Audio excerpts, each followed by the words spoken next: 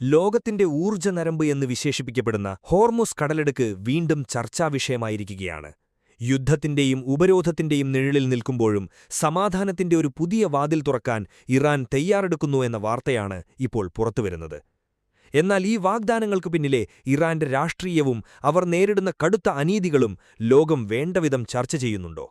ഉപരോധങ്ങൾ കൊണ്ടൊരു ജനതയെ ശ്വാസം മുട്ടിക്കുമ്പോൾ അവർ നടത്തുന്ന ഈ നീക്കം വെറുമൊരു ഒത്തുതീർപ്പല്ല, മറിച്ച് തങ്ങളുടെ അന്തസ്സും അതിജീവനവും ഉറപ്പാക്കാനുള്ള.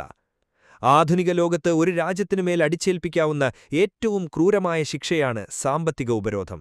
ഇറാന്റെ എണ്ണ വിപണിയെ തകർക്കുന്നതിലൂടെയും ബാങ്കിംഗ് സംവിധാനങ്ങളെ തടയുന്നതിലൂടെയും ഒരു വലിയ ജനതയുടെ മൗലിക അവകാശങ്ങളാണ് ലംഘിക്കപ്പെടുന്നത്.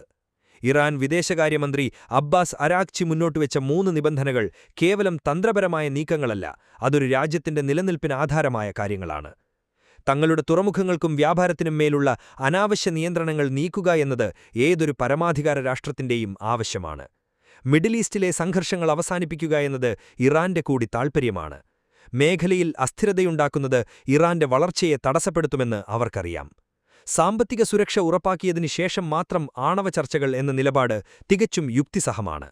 വിശക്കുന്ന വയറുമായി ചർച്ചാമേശയിലിരിക്കാൻ ആർക്കും കഴിയില്ല. ഡൊണാൾഡ് ട്രംപിന്റെ നേതൃത്വത്തിലുള്ള അമേരിക്കൻ ഭരണകൂടം ഇറാന്റെ നിർദ്ദേശങ്ങളിൽ സംശയം പ്രകടിപ്പിക്കുന്നത് ആശ്ചര്യകരമല്ല. മാക്സിമം പ്രഷർ എന്ന നയം വഴി ഇറാനെ മുട്ടുകുത്തിക്കാമെന്നാണ് അമേരിക്ക കരുതുന്നത്. എന്നാൽ ചരിത്രം പരിശോധിച്ചാൽ ഇറാൻ അത്ര എളുപ്പത്തിൽ കീഴടങ്ങുന്നവരല്ലെന്ന് കാണാം. ആണവായുധങ്ങൾ കൈവശം വയ്ക്കാൻ തങ്ങൾക്ക് താൽപ്പര്യമില്ലെന്ന് ഇറാൻ ആവർത്തിച്ചു വ്യക്തമാക്കുമ്പോഴും അതിനെ ഒരു ആയുധമാക്കി മാറ്റി ഇറാനെ വേട്ടയാടാനാണ് പാശ്ചാത്യ ശക്തികൾ ശ്രമിക്കുന്നത്. അമേരിക്കൻ സ്റ്റേറ്റ് സെക്രട്ടറി മാർക്കോ റൂബിയോയുടെ പ്രസ്താവനകൾ അമേരിക്കയുടെ കടുംപിടുത്തത്തെയാണ് കാണിക്കുന്നത്. ഇറാന്റെ സാമ്പത്തിക തകർച്ച ലക്ഷ്യമിട്ടുള്ള നീക്കങ്ങൾ ആഗോള വിപണിയിൽ എണ്ണവില വർദ്ധിപ്പിക്കുകയും സാധാരണക്കാരന്റെ പോക്കറ്റ് ചോർത്തുകയും ചെയ്യുന്നു.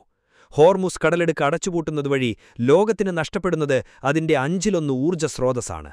ഇതിനെ ഇറാനെ മാത്രം കുറ്റപ്പെടുത്തുന്നതിൽ എന്ത് നീതിയാണുള്ളത്? സ്വന്തം രാജ്യത്തെ സംരക്ഷിക്കാൻ ഏതൊരു രാഷ്ട്രവും ചെയ്യുന്ന പ്രതിരോധം മാത്രമാണ് ഇറാൻ അവിടെ കാഴ്ചവെക്കുന്നത്. ഇറാനിലെ ആഭ്യന്തര രാഷ്ട്രീയത്തെ പരിഹസിക്കുന്ന ട്രംപിന്റെ രീതി ചർച്ചകളെ കൂടുതൽ വഷളാക്കുകയേയുള്ളൂ. മിതവാദികളും തീവ്രവാദികളും തമ്മിലുള്ള തർക്കമെന്നത് ഏതൊരു ജനാധിപത്യ പ്രക്രിയയിലുമുള്ള ഒന്നാണ്. എന്നാൽ ഇത് ചൂണ്ടിക്കാട്ടി ചർച്ചകളിൽ നിന്നൊളിച്ചോടുന്നത് അമേരിക്കയാണ്. സമാധാനത്തിലായി ഒരു പടി മുന്നോട്ടുവയ്ക്കാൻ ഇറാൻ തയ്യാറാകുമ്പോൾ അതിനെ സംശയത്തോടെ വീക്ഷിക്കുന്നത് മേഖലയിൽ സമാധാനമുണ്ടാകാൻ അമേരിക്ക ആഗ്രഹിക്കുന്നില്ല എന്നതിന്റെ തെളിവാണ്. ഹോർമുസ് കടലിടുക്ക് തുറക്കുന്നത് ആഗോള സമ്പദ്വ്യവസ്ഥയ്ക്ക് അത്യാവശ്യമാണ്. വളം, ഭക്ഷ്യവസ്തുക്കൾ, ഇന്ധനം എന്നിവയുടെ വില കുതിച്ചുയരുന്നത് തടയാൻ ഇറാന്റെ നിർദ്ദേശങ്ങൾ അംഗീകരിക്കപ്പെടണം. ഇറാന്റെ മേലുള്ള ഉപരോധം ലോകത്തിന്റെ കൂടി പ്രശ്നമായി മാറിയിരിക്കുന്നു. ഇറാൻ മുന്നോട്ടുവച്ച നിർദ്ദേശങ്ങൾ ഒരു പുതിയ യുഗത്തിന്റെ തുടക്കമാകണം. ആണവ ചർച്ചകൾ പിന്നീടാകാമെന്ന നിർദ്ദേശം പ്രായോഗികമാണ്. കാരണം സാമ്പത്തിക പ്രതിസന്ധി പരിഹരിക്കപ്പെടാതെ ഒരു ഉടമ്പടിയും ശാശ്വതമാവില്ല. ഇറാനിയൻ ജനതയുടെ അന്തസ്സും അവകാശങ്ങളും മാനിക്കപ്പെടുന്ന ഒരു ഉടമ്പടിയിലൂടെ മാത്രമേ മിഡിൽ ഈസ്റ്റിൽ ശാശ്വത സമാധാനമുണ്ടാവുകയുള്ളൂ. ട്രംപ് ഭരണകൂടം ഈ അവസരം പാഴാക്കരുത്. വെറുപ്പിന്റെയും ഉപരോധത്തിന്റെയും ഭാഷ മാറ്റി സംഭാഷണത്തിന്റെയും സഹകരണത്തിന്റെയും ഭാഷയിലേക്ക് ലോകം മാറേണ്ട സമയം അതിക്രമിച്ചിരിക്കുന്നു.